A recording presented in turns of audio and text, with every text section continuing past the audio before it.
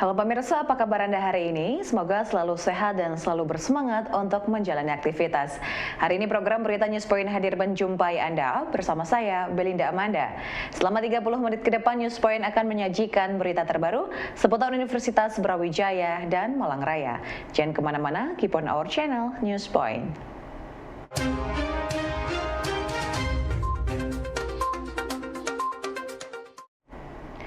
Pemirsa, program 1000 proposal PKM Universitas Brawijaya disambut antusias oleh mahasiswa UB. Hingga batas akhir seleksi pada awal Maret lalu, tercatat lebih dari 1.100 proposal PKM terkirim ke PKM Center UB. Wakil Dekan 3 FPIK UB Dr. Abu Bakar Sambah mengatakan 1.100 proposal tersebut kemudian diperiksa oleh tim bersama reviewer internal dan menghasilkan 980 proposal yang layak untuk diseleksi secara internal UB. Adapun dasar penilaian yang dilakukan terhadap proposal tersebut adalah sesuai dengan ketentuan dari Dikti. Proposal yang lolos seleksi internal kemudian dikirim kepada Dikti untuk mengikuti seleksi pendanaan PKM 2023. Lebih dari 1.100 proposal PKM mahasiswa UB telah diseleksi oleh tim reviewer internal Universitas Brawijaya. Seleksi ini dilakukan untuk mencari proposal terbaik yang akan dikirim ke Dikti pada program kreativitas mahasiswa 2023. Banyaknya proposal mahasiswa yang dikirim menunjukkan program 1000 proposal PKM berhasil dengan baik. Selain itu, hal ini juga menunjukkan bahwa regenerasi peserta program kreativitas mahasiswa di Universitas Brawijaya berjalan dengan lancar.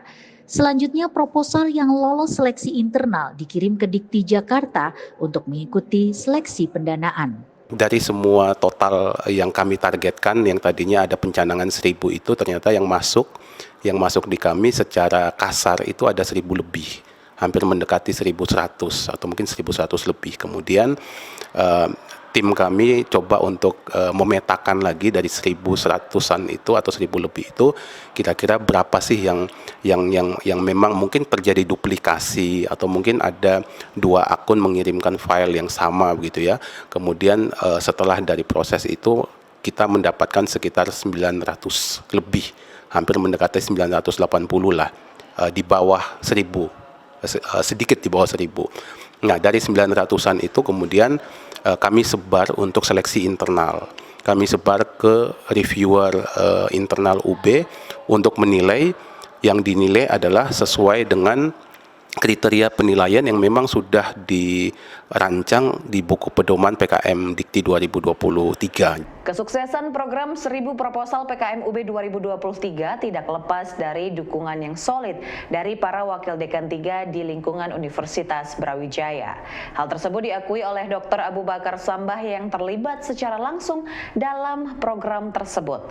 Menurutnya, para wakil dekan 3 fakultas terjun langsung untuk melakukan monitoring hingga pendampingan bagi para mahasiswa fakultas. Melalui forum daring pada batas akhir pengiriman proposal 4 Maret, para wakil dekan ikut untuk menunggu proses pergerakan pengiriman 500 lebih proposal PKM yang telah lolos seleksi internal UB. Kesulitan dari para wakil dekan 3 ini merupakan upaya bersama untuk mensukseskan program 1000 proposal PKM dan merebut kembali juara umum PIMNAS 2023. Pengiriman proposal PKM dari Universitas Brawijaya yang telah lolos seleksi internal UB berjalan dengan lancar. Dengan waktu yang mepet, pengiriman berlangsung hingga tengah malam. Para wakil dekan 3 se-Universitas Brawijaya terjun langsung melakukan pemantauan dan pendampingan proses pengiriman proposal mahasiswa. Dengan terjun langsung diharapkan mampu menambah spirit mahasiswa yang ikut dalam proses seleksi PKM. Hal ini dilakukan untuk mendukung kesuksesan program 1000 proposal PKM menuju PIMNAS 2023. Juga seluruh wakil dekan 3 kami dampingi tim itu meskipun secara online begitu ya, kami selalu dampingi tiap jamnya, bahkan tiap menitnya kami monitor mulai dari jam 8 malam, jam 9 malam kami open Zoom meeting untuk memantau kira-kira ini pergerakan proposal yang sudah diupload berapa. Jadi pemantauan itu kami lakukan untuk memaksimalkan peran dari masing-masing wakil dekan 3 jika misalkan ada judul X dari fakultas X misalkan dengan nama tim ini ternyata belum upload nih, atau sudah upload dokumennya tapi ada dokumen yang kurang diupload, itu langsung segera kami koordinasikan dengan wakil dekan 3 yang bersangkutan, kemudian langsung berkoordinasi dengan internal fakultas untuk segera mengupload.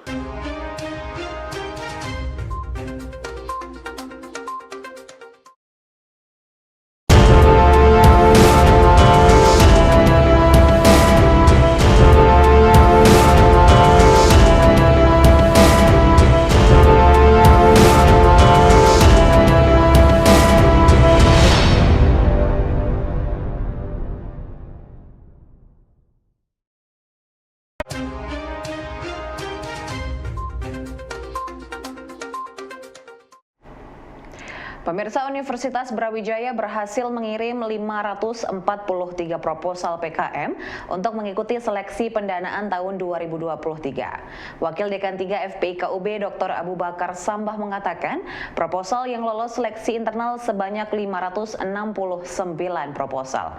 Namun proposal yang berhasil diupload sekitar 91% atau sejumlah 543 proposal. Proposal yang lolos seleksi terdiri dari 500 PKM, 50 gagasan futuristik tertulis, dan 19 artikel ilmiah. Kerja keras mahasiswa, dosen pendamping hingga wakil dekan 3 di seluruh fakultas Universitas Brawijaya membuahkan 543 proposal PKM berhasil dikirim. Jumlah tersebut merupakan 90% dari total proposal yang lolos seleksi internal sejumlah 569. Proposal tersebut terdiri dari proposal PKM 8 bidang, proposal gagasan futuristik tertulis, dan artikel ilmiah. Selanjutnya, proposal tersebut akan diseleksi bersama puluhan ribu proposal dari berbagai perguruan tinggi se-Indonesia. Yang tadi sudah sempat kami himpun di awal, jadi ada sekitar 569 itu 500-nya adalah proposal dari 8 bidang, kemudian 50-nya itu proposal dari gagasan futuristik tertulis, kemudian 19-nya itu dari proposal artikel ilmiah yang itu lolos internal. Dari 569 harapan kami kan semua terupload. Dan ini polanya hampir sama begitu, di beberapa tahun terakhir. Kita berhasil itu ada di range-nya 89 sampai 91% keberhasilan untuk mengupload. Pemirsa, Rektor Universitas Brawijaya Profesor Widodo mendorong mahasiswa UB untuk memanfaatkan berbagai program pengembangan wirausaha yang diadakan oleh kampus maupun mitra. Salah satunya yang dikembangkan oleh Bank Syariah Indonesia melalui program Talenta Wirausaha yang juga berlangsung di Universitas Brawijaya. Program wirausaha ini menurut Widodo sangatlah bagus untuk mendukung iklim dan ekosistem wirausaha yang ada di Universitas Brawijaya. Diharapkan program dari Bank Syariah Indonesia ini dapat mendukung program 1000 wirausaha mahasiswa yang sudah diluncurkan di Universitas Brawijaya. Berbagai program untuk mencetak wirausaha mahasiswa saat ini terus berjalan di Universitas Brawijaya. Selain diluncurkan oleh pihak universitas, terdapat program wirausaha mahasiswa yang juga dilakukan oleh pihak lain, seperti perbankan yang menyasar untuk mahasiswa. Melalui program Talenta Wirausaha, BSI diharapkan muncul wirausahawan tangguh yang akan lahir dari Universitas Brawijaya. Keberadaan mereka diharapkan dapat menjadi pembuka lapangan kerja dan pendorong pertumbuhan ekonomi nasional. Keberkahan saya kira buat kita, buat mahasiswa Universitas Brawijaya dan juga mungkin saudara-saudara yang sekitar Universitas Brawijaya, sehingga bisa mengikuti kegiatan Talenta Wirausaha BSI 2023. Ini kegiatan yang sangat bagus, luar biasa. Dan ini juga bagi Universitas Brawijaya juga matching. Ya, tahun ini kita juga launching barusan kemarin 1000 wirausaha mahasiswa. Nah, harapan kita nanti bisa juga matching dengan BSI, sehingga teman-teman sebagian dari mahasiswa kita juga bisa join di Talenta Wirausaha BSI 2023. Dan bagi saudara-saudara generasi muda, kesempatan seperti ini sekarang itu sangat terbuka lebar untuk adik-adik semua. Dan ini berbeda dengan zaman saya dulu. Zaman saya itu orang hampir tidak pernah bermimpi jadi pengusaha. Pemirsa, Bank Syariah Indonesia atau BSI mengaku memiliki kesamaan misi dengan Universitas Brawijaya dalam mengembangkan talenta wirausaha mahasiswa. Oleh karena itu, BSI memilih Universitas Brawijaya sebagai mitra dalam program talenta wirausaha mahasiswa BSI. Hal tersebut disampaikan oleh Retail Finance Business Deputy BSI Region Surabaya Arif Budiman pada onboarding talenta wirausaha mahasiswa BSI 2023. Menurutnya, Universitas Brawijaya merupakan salah satu perguruan tinggi terbaik secara nasional yang memiliki perhatian terhadap dunia wirausaha, terutama di kalangan mahasiswa. Dengan sinergi ini diharapkan program pembentukan wirausaha mahasiswa di UB dapat berjalan lebih cepat dengan hasil yang berkualitas. Bank Syariah Indonesia mendukung program pembentukan wirausaha mahasiswa di Indonesia. Hal tersebut diwujudkan melalui program Talenta Wirausaha yang bersinergi dengan Universitas Brawijaya. Dalam program ini, BSI memiliki banyak kesamaan misi dengan UB, sehingga memilih UB sebagai mitra dalam program unggulan tersebut.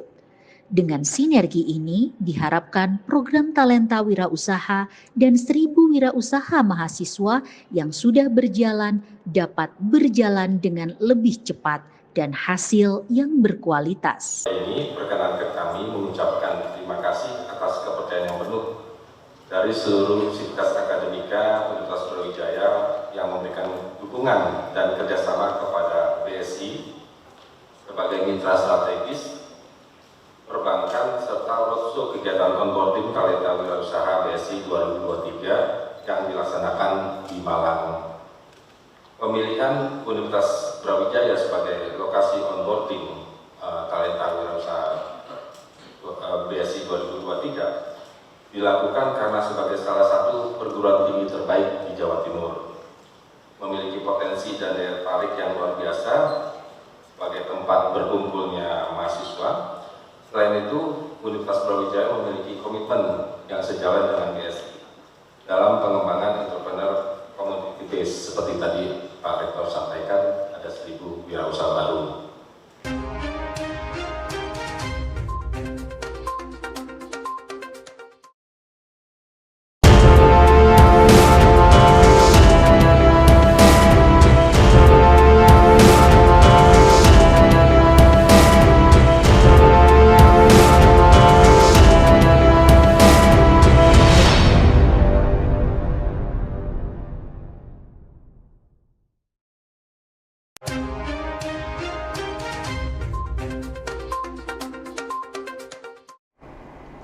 Terima kasih pemirsa, masih bersama dengan News Point. Pendangkalan atau sedimentasi pada waduk yang terjadi di berbagai waduk Indonesia disebabkan oleh permasalahan yang kompleks. Peneliti Sungai FPIK UB Dr. Sri Sudaryanti mengatakan pendangkalan yang terjadi di berbagai waduk termasuk Selorejo terjadi karena adanya alih fungsi lahan yang ada di sepanjang sungai yang mengarah ke waduk. Alih fungsi ini menyebabkan tanah di sepanjang kawasan sungai menjadi lumpur pada saat hujan. Aliran lumpur ini yang kemudian bermuara di waduk dan menyebabkan pendangkalan. Sri Sudaryanti dan tim peneliti UB sudah melakukan kajian mengenai hal ini cukup lama. Pihaknya mendorong agar terjalin komunikasi yang intens antar semua stakeholder agar dapat melakukan pengendalian lahan di sepanjang sungai menuju waduk. Pendangkalan yang terjadi di berbagai waduk di Indonesia merupakan persoalan yang melibatkan banyak faktor dan pihak. Dalam catatan penelitian FPIK UB, pendangkalan terjadi karena adanya kerusakan di sepanjang sungai yang mengarah ke waduk. Salah satu kerusakan tersebut adalah adanya alih fungsi kawasan sepanjang sungai yang menyebabkan tanah larut menjadi lumpur dan mengalir ke waduk pada saat musim hujan. FPIK UB mendorong agar semua stakeholder yang ada di kawasan tersebut mampu bersinergi untuk menjaga kapasitas dan fungsi waduk. Apalagi wisata dan perikanan yang mengganggu fungsi serbaguna dari tujuan dibangunnya waduk itu. Seperti itu. Nah, untuk langkah antisipasinya Bu, apa sih yang harus dilakukan oleh semua pihak itu untuk mengurangi ataupun hal ini tidak terjadi secara terus-menerus? Ya, alam mengajarkan kita harus bekerja sama karena di alam itu ilmu itu saling terkoneksi. Ya, jadi dalam menyelesaikan masalah ya tidak bisa diselesaikan oleh salah satu sektor saja atau pihak yang berwenang tentang waduk, tapi harus kerjasama karena terkait ya. Apapun variabel udara, tanah, dan air dan manusia itu saling terkait. Jadi ada kolaboratif dalam penyelesaian masalahnya. Pemirsa, kelompok makanan, minuman, dan perawatan pribadi menyumbang inflasi Jawa Timur pada bulan Februari 2023. Berdasarkan data yang dirilis oleh Badan Pusat Statistik Jawa Timur, dari 10 kelompok pengeluaran masyarakat, terdapat 5 kelompok mengalami inflasi. 5 kelompok tersebut adalah makanan, minuman, perumahan, perawatan pribadi, kesehatan, dan transportasi. Sedangkan kelompok pakaian, perlengkapan rumah tangga, transportasi, jasa keuangan, dan pariwisata mengalami deflasi. Biaya konsumsi makanan dan perawatan pribadi menjadi penyumbang inflasi bagi Jawa Timur pada bulan Februari 2023. Kedua kelompok ini bersanding dengan 3 kelompok lainnya, yaitu pengeluaran perumahan, kesehatan, dan transportasi. Pengeluaran untuk makanan dan minuman menjadi penyumbang terbesar, disusul oleh pengeluaran perawatan pribadi. Hal ini menunjukkan pengeluaran untuk gaya hidup masyarakat Jawa Timur bergerak naik pada tahun 2023. Kelompok pengeluaran ya, terlihat dari 11 kelompok pengeluaran terdapat 5 kelompok yang mengalami inflasi. Di sisi lain ada 6 kelompok yang mengalami deflasi.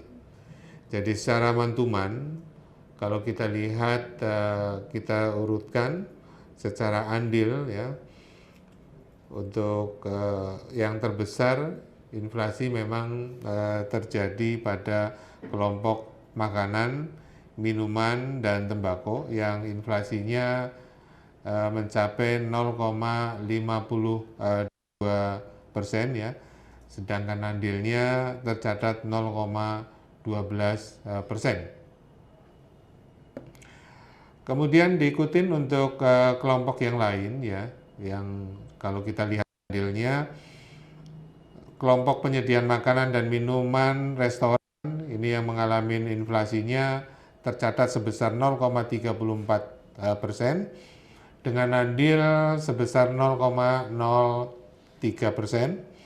Kemudian disusul untuk kelompok perumahan, air, listrik, dan bahan bakar rumah tangga yang mengalami inflasi sebesar 0,07%, ya, dengan andilnya tercatat 0,01%. Pemirsa, semangat nasionalisme dan religiusitas merupakan suatu yang harus senantiasa dipupuk agar terus tumbuh dan terpatri dalam diri mahasiswa. Hal inilah yang menjadi perhatian UPT Pengembangan Kepribadian Mahasiswa melalui penyelenggaraan diskusi Kedai Bhinneka. Pada diskusi yang mengangkat tema meneguhkan karakter nasionalis religius mahasiswa UB menuju Indonesia bermartabat, UPT mengembangkan karakter, menghadirkan beberapa narasumber yang kompeten. Hadir sebagai narasumber Wakil Rektor 2 UB Dr. Muhammad Ali Safaat dan Dr. Ali Mustafa. Selain itu, Presiden Eksekutif Mahasiswa UB juga dijadwalkan hadir untuk memberikan materi diskusi. UPT Pengembangan Kepribadian terus bergerak dengan aktif melakukan berbagai diskusi untuk meneguhkan karakter mahasiswa Universitas Brawijaya. Salah satu karakter yang ingin dibangun oleh UPT ini adalah nilai nasionalis dan religius sebagai ciri khas mahasiswa Universitas Brawijaya. Melalui diskusi Forum Kedai Bhinneka, UPT Pengembangan Kepribadian terus berupaya mewujudkan nilai luhur bangsa tetap relevan dengan kondisi saat ini. Dengan nilai yang tetap relevan, diharapkan dapat menjadi nilai luhur yang dianut dalam diri setiap mahasiswa Universitas Brawijaya. Rangkaian diskusi ini akan terus berlanjut dengan tema dan narasumber yang beragam dan kompeten dalam pembentukan karakter mahasiswa. Ini sebetulnya kelanjutan dari launching kita beberapa waktu lalu tentang ada ruang publik, yaitu kita namai Kedai Bhinneka. Nah, jadi Kedai Bhinneka ini sebetulnya akan kita dorong untuk memfasilitasi mahasiswa untuk mendiskusikan tentang karakter yang akan dan terus kita branding, kita internalisasi pada mahasiswa. Cuman untuk sesi kali ini karakter yang kita diskusikan adalah karakter nasionalis. Nasionalisme dari aspek global, dari perspektif agama dan juga dari perspektif generasi Z tadi. Jadi bukan generasi milenial, tapi generasi Z katanya. Pemirsa, informasi tadi sekaligus menutup perjumpaan kita hari ini. Jangan lupa untuk selalu menyaksikan News Point setiap hari pukul 19.30 waktu Indonesia Barat hanya di UPTV, Televisi Pendidikan Universitas Brawijaya. Saya Belinda Amanda dan seluruh kru yang bertugas pamit undur diri. Terima kasih dan selamat beraktivitas.